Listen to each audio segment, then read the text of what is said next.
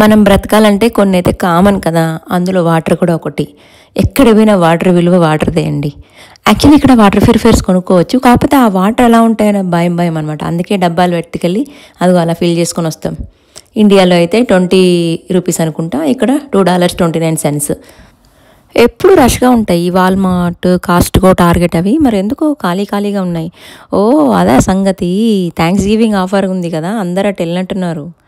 నేను సరే పనిలో పని చెట్లు తీసుకుందామని వచ్చా. ఆల్మోస్ట్ స్టాక్ కూడా అయిపోయిందంట, నెక్స్ట్ వీక్ వస్తుందన్నారు.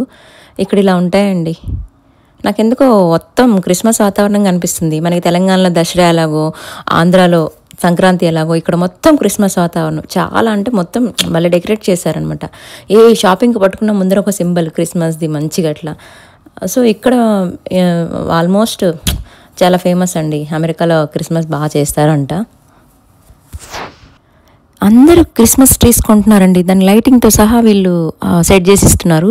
అవి కార్లలో కూడా పడతలేవు. మరి దాని ప్యాకింగ్ చూడండి, చాలా గమ్మత్తుగా ఉంది. నేను ప్యాకింగ్ చూద్దాం అనుకున్నా, అప్పటికే ఇంకా చాలా లేట్ అయిందని చెప్పేసి నేను మూవ్ అవేశాను.